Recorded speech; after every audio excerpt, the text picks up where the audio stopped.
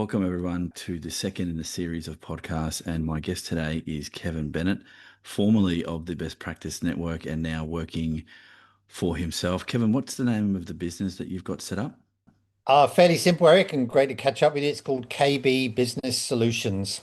Today, the purpose of the pod is to talk about your contribution to the book. It was on leadership and networking. So, before we get into the meat of the discussion, and just for the purposes of the discussion here, it was interesting to follow your um, author's journey on this because you did talk about having to really sit down and think about what went where and why it mattered to you. So, from my perspective, and definitely from the Institute's perspective, it was a great addition to what is a good mix of different bits of thinking around leadership. So, I'll hand over to you to talk about why leadership and networking was what you chose to contribute to the book. Yeah, well, thanks. And again, it did take a while, and I do remember those conversations. And I think now we're at this end. I'm very thankful for the opportunity for keeping that pushing and that pressure on. So, Eric, thanks very much. And I think, I think as you hinted at, obviously we've done a number of sessions together, and you've learned my background, but the networking side is something I've always had a bit of passion about, and especially when I was obviously previous networking roles that I would got, and it was something I'd always thought, well, I knew there was something there, and then there's lots of books around it, but I there was always this little bit about me that's saying, most people I came across, knew or thought they understood what networking was. But I hadn't really put a structure or plan or even like a methodology around it. It was just a bit scattergun, random. You catch up, phone call, get dragged somewhere or turn up somewhere. And the amount of people that I'd also come across that would do it and go, "Hey, it didn't work. It was a failure. I didn't get anything out of it. I'm not going to do it again." And we talk about it in the chapter, that return on investment piece. Just we're all busy, but we know we've got to. It's one of these things I find, especially as a lot of leaders I've come across, and I think we've discussed this before. You should be. It's one of those things that you put on your to-do list, but it gets pushed down or gets taken off all the time because pressures come on, business objectives come on, and then when you reflect at the end of the year, it's usually one of those go, do you know what? I need to do it next year. It's one of those perpetual on the list, off the list, coming in and coming off. So I think from that perspective, it was one of those things that was just niggling around at me to go, there's something there, but no one's quite nailed it. And it become a little bit, I wouldn't say frustrating, but I know when I was working with a lot of leaders, you just said that you just got to make that commitment. You've just got to start to think about this and put the structure around. And I think that's became the prompt in the end. I think from my experience and from talking to you, going, do you know what? Yeah, we need to put something together here. All right. But one thing is saying, yeah, we've got to do it. The second thing is turning it into something. And I think if I could, but I was a bit nervous because I think, like a lot of us in terms of leader, we underestimate the value, we underestimate our experience, and especially in the last 12 to 18 months is about just listening to other people to go in, hey, the network's quite powerful, the connections that you and I have made through the networking and everything else. Sometimes you just don't make the connection between actually how that network can help you as a leader. Yeah. And I think that was the turning point where I go, do you know what? I think there's a bit of a gap here. So I think I wish there's a lot of this now I wish I'd thought about a lot earlier. But now I'm talking to people and I've got these things together through the chapter of the book. People are going, hey, there's something here. And I always say to people, and I deal with it, networking's got this word in the middle that says work. All right, which means you got to work at it. It's one of these things, it's got to work at it. For a lot of people, it doesn't come very naturally, but therefore you've got to follow a bit of a structure. Yeah, that's an interesting take, Kevin. I had not given it too much thought when we were doing our pods when you were with the Best Practice Network, and given that that network was around, of course, networking and the value that that brings, and all Mm. the peripheral but no less important issues that we discussed and that you were doing on the daily. but it never really occurred to me the the power that comes, I guess, from leveraging that network either for yourself, and I don't mean power in a negative way, but ability to get some things done or put people together that should be connecting that possibly aren't. And I saw that a lot in the discussions that we had, but I also saw it in the reactions to the guests that we had that were part of the network that you built on behalf of the Best Practice Network. And you could see that everyone that we talked to were very keen on expressing a view on a particular topic. And with us, it just happened to be leadership. But yeah, the power of that was something that I missed as well. And if and we talked about this a lot, and and I have talked about this on my own podcast, not through the institute here, that um, one of the things good leaders do is reflect. And if you've built your networks, how are you using them and to whose benefit? And Mm. that is an important thing. And I think it formed, excuse me, part of the subtext of what you wrote. But it's good to hear that you could put pen to paper and put your ideas down because it's coming out of your experience. And if it serves as a tool for others to get their thinking a bit more aligned around that particular topic, then we've achieved what we needed to achieve, I guess. Let me ask you, because I didn't take this opportunity with Robert. So, Robert Gignard, I apologize. I didn't ask you about this when we spoke, but what's the kind of feedback you're getting on your contribution? Don't worry about the book in total. What feedback have you got about what you wrote? Yeah, it's interesting because obviously I know you obviously published it and promoted it, and I've put it out there, and there's been a couple of people come back, and there's a lot of people get say, oh, that just makes sense. When people read through it and go, oh yeah, which is sometimes you're hitting the point when I've read things and goes, that's almost too simple. You almost think it can't be that real simple. So, I think a few people have just come back and said. Yeah, that just makes sense. And I'm already beginning to go, yeah, I can, there's a few things I can do on my own tweaking.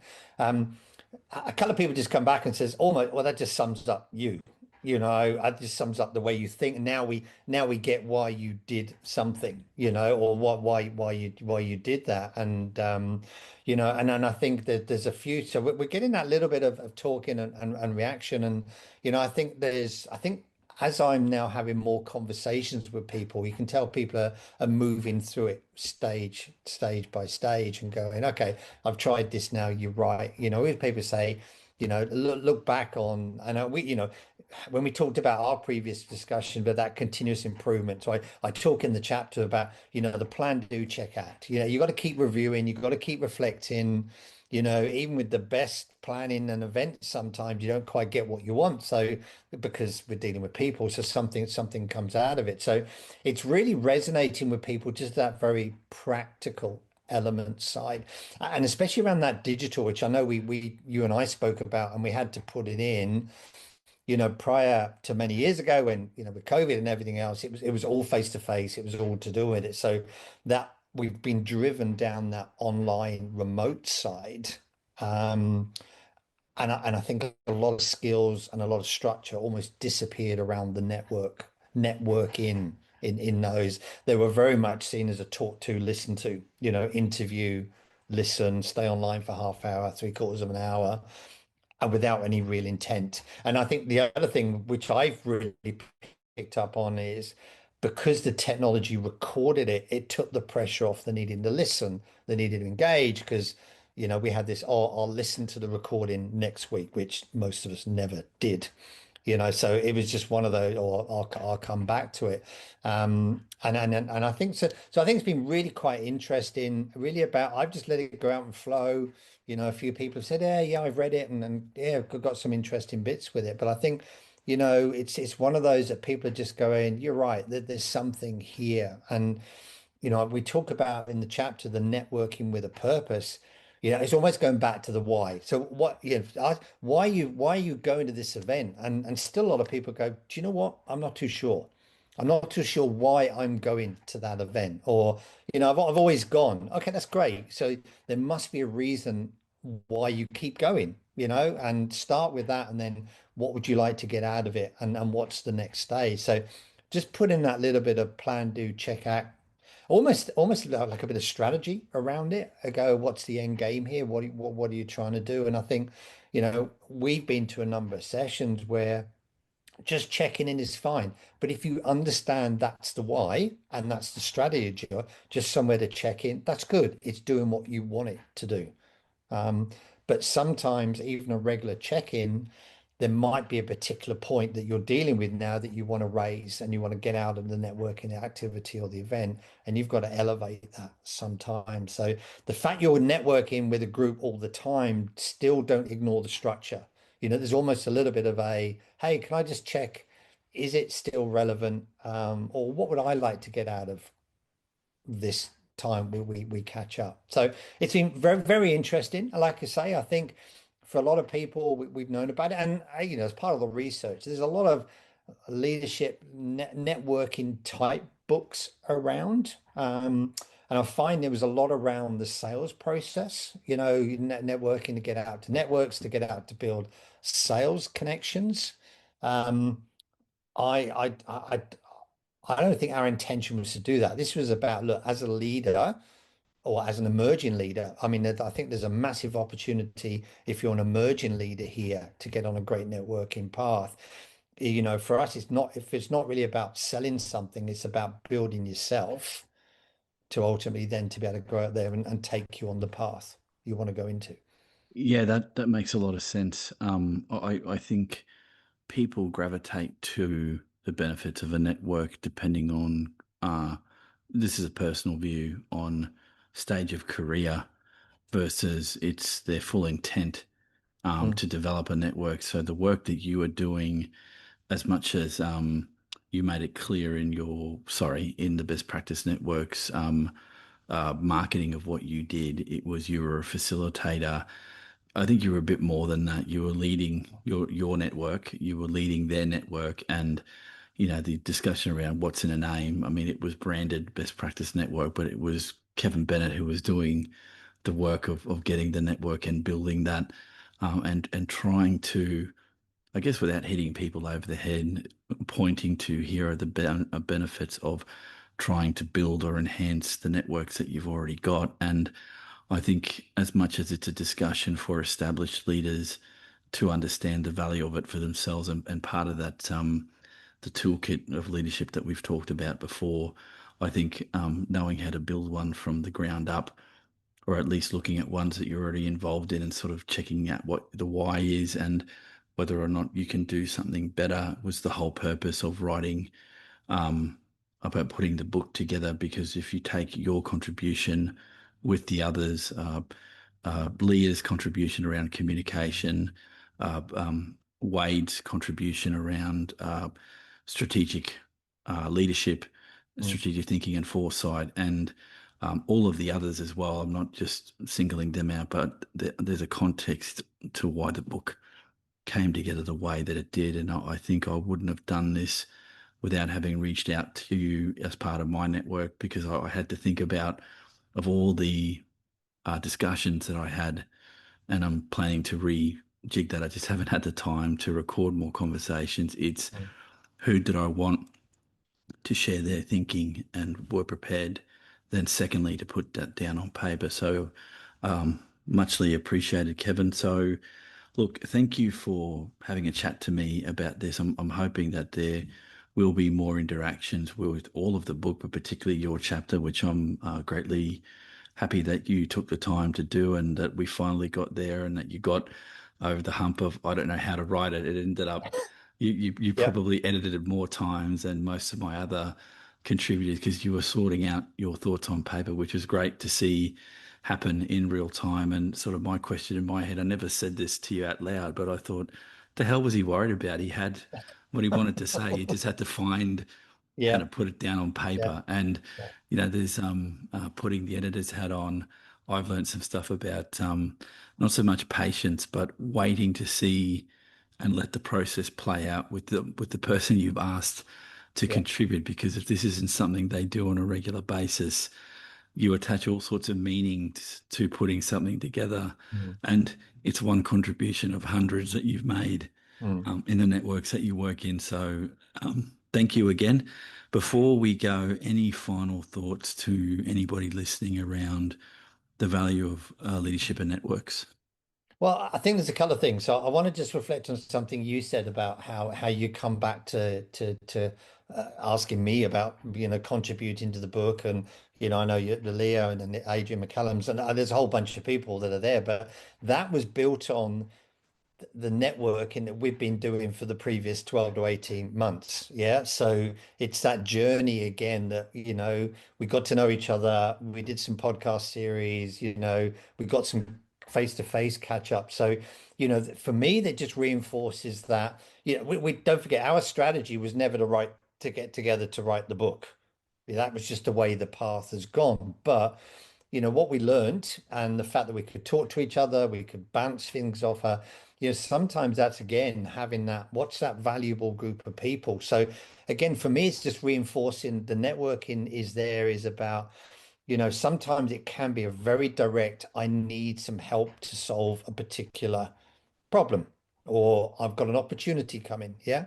So sometimes it can be that direct, and you've got to be quite strategic and work out where you're going. And then it may just be a one-off exercise, to go for training event or conference. But sometimes it is about building that. Who are the good people you want to go and meet with, who you want to go and listen to for a different point of, or who you can just continue to bounce off and learn off together. So I think if depending on where you are, there will be times where it needs to be very succinct. You're on a development path, you're an emerging or current leader who's dealing with a particular issue.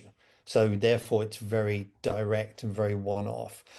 But you can't keep doing that. You can't keep doing those one-offs, because what you're not building is the relationships over time with people that we've now got. And there's a whole group of people, and it come out when I was writing the book. The chapter, sorry, of the book is about, you start thinking about who are my ten key people that I know I need to keep regular contact with. All right. And you're one of them. And, there's a couple of other people that we deal with, but they're the people that I know. Again, I've got to be quite strategic about, hey, I will check in with Eric every couple of weeks, and maybe a text, maybe a phone call, maybe a Zoom, because that's your network that you can now go to on a regular basis. So, the tip here is about, definitely make sure, you're understanding why you're networking. If it's not working, don't stop it. Just, you may need to reset your strategy and get it to work. For it might be the right connections, but have that mixture of very focused, I need to learn something, but who's that core group that can help you on your leadership journey? I always say, and when we talk about it in the book, sometimes you want to have um, what I call inspire. We call it inspire, motivate, and support, the three levels of networking. Sometimes you want someone who can just inspire you. They're the best at what they do. So, really take you on that journey. There's people that you can then support. So again, who are coming to you, because the other way of networking is about giving as much, so how you can support them. But there's this middle band, which is this where I think got the most value from in the networking is that motivate. Who's that regular? So you're meeting once a month or once every couple of weeks. You're catching up. Sometimes it's a topic, but who's that constant relationship building? And just always keep challenging. Sometimes you just got to say no. It's not the value on the return on the investment is just not there. And sometimes you've got to say, well, I've either got to change that networking, or I've got to find something new. But you keep going through that cycle, because we all know as you go up through your leadership journey, your needs change. But don't always forget what you've learned and who your group is that helped you get to that point either. On that very wise note, thank you, Kevin Bennett, for making some time to speak with me, mate. Much appreciated. Thank you very much. It is a pleasure as always. So, for those listening, this has been the second in the podcast series talking to contributors to In Good Hands. Again, thank you for your time, everyone, and we'll catch you for our next conversation.